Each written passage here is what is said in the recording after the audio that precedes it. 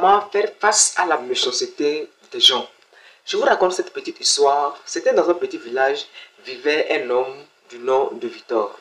Victor était le plus riche du village, mais connu par son caractère dynamique. Il avait tendance à traiter mal les gens qui étaient autour de lui. Même sa femme, il ne cessait de la dénigrer, de l'insulter, de la dire qu'elle n'était qu'un veau que rien. Un jour, Victor tomba gravement malade. Il fut hospitalisé pendant des mois. Mais à la grande surprise de Victor, personne ne lui rendit visite. Victor se demandait des questions de savoir pourquoi les gens de mon village, mes voisins, ne venaient même pas me rendre visite. Il s'est posé 1000 questions sur ça, mais sa femme qu'il prétendait aimer ne donnait pas tout pour elle pour pouvoir être à côté de Victor. Alors, après la maladie de Victor, Victor a dû changer son caractère. Il a commencé à aimer les gens qui étaient autour de lui. Et le village était vraiment surpris pour son changement. Quand tu es en train de me suivre, tu te retrouves dans cette figure de cas où tu subis une méchanceté venant de ton patron, ou venant de ta femme, ou de ton mari, ou venant de tes amis. Alors, comment faire face à cette méchanceté? Donc, si tu veux découvrir cela, je t'invite à me suivre jusqu'à la fin parce que je vais te partager 6 conseils que j'ai appris auprès de mon mentor, Golo Blessing Omao. Et je suis sûr qu'à la fin de cette vidéo, tu serais capable de faire face à la méchanceté venant de ton patron, de ton mari, ou bien de ta femme, ou bien voire de tes amis.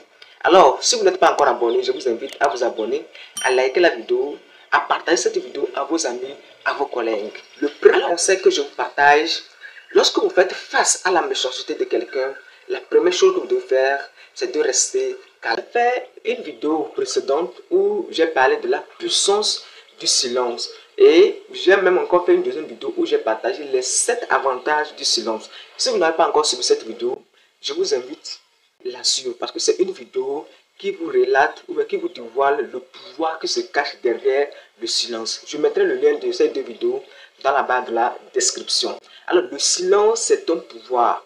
Lorsque vous faites face à la méchanceté de quelqu'un, la première des choses, c'est de garder silence. Alors, le deuxième conseil que je vous partage, face à la méchanceté, ce que vous devez faire, ne réagissez pas avec méchanceté. Lorsque le fait de réagir avec la méchanceté, ça va vraiment aggraver la situation. Au lieu d'apaiser la situation, ça va aggraver la situation. Là-bas, vous devez seulement garder la première règle que je viens de vous partager, le silence. Le troisième conseil que je vous partage, lorsque vous faites face à une méchanceté, c'est d'entamer une communication assertive.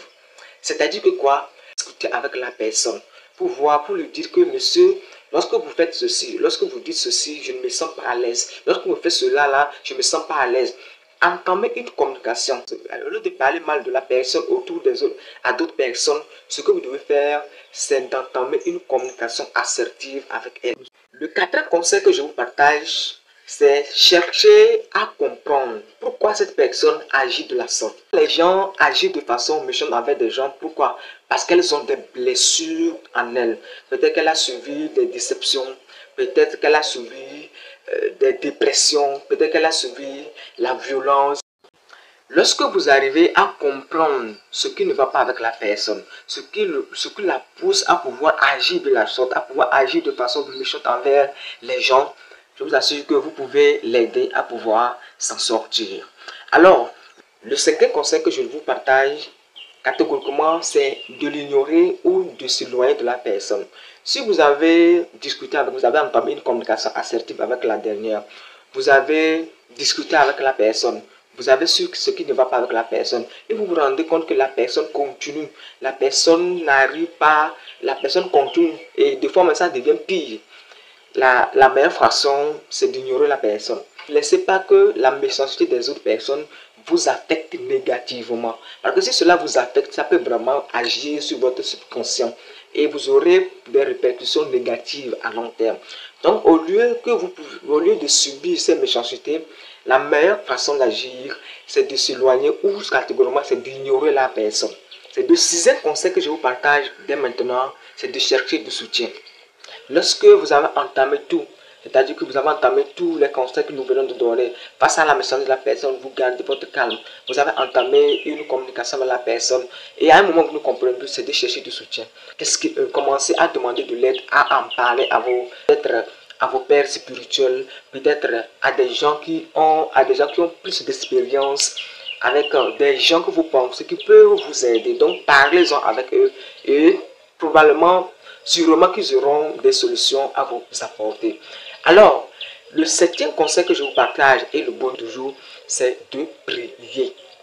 Oui, je prends l'exemple, par exemple, dans la Bible de Pharaon. La Bible dit que Pharaon, par exemple, avait été très méchant envers le peuple de Dieu, était méchant envers les Israélites. Mais qu'est-ce qui s'est passé? Les Israélites priaient de jour en jour. Et un jour, Dieu décida de libérer les Israélites de la main des pharaons. Donc je peux vous dire que lorsque vous voyez, vous faites face à la méchanceté d'une personne, peut-être de votre patron, de votre mari, de votre femme, je ne sais pas, de votre enfant, de vos amis et autres, la dernière stratégie que moi je vous partage, et le dernier conseil que je vous partage, c'est de prier. Il faut vraiment prier. Il faut prier pour cette personne. Et je vous assure qu'à force de prier pour cette personne, Dieu changera son cœur. Dieu touchera son cœur. Dieu permettra à cette personne de pouvoir changer son caractère.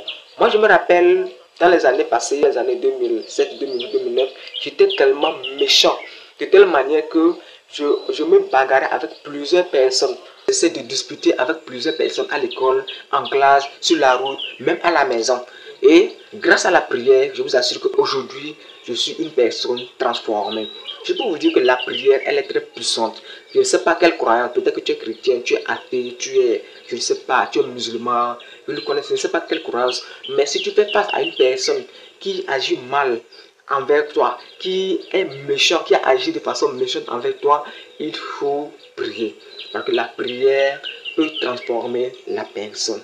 Dans cette vidéo, je vous remercie pour votre attention. Si vous avez aimé, likez, abonnez-vous, partagez à vos amis, à vos collègues. Et on se retrouve à la prochaine pour une nouvelle vidéo.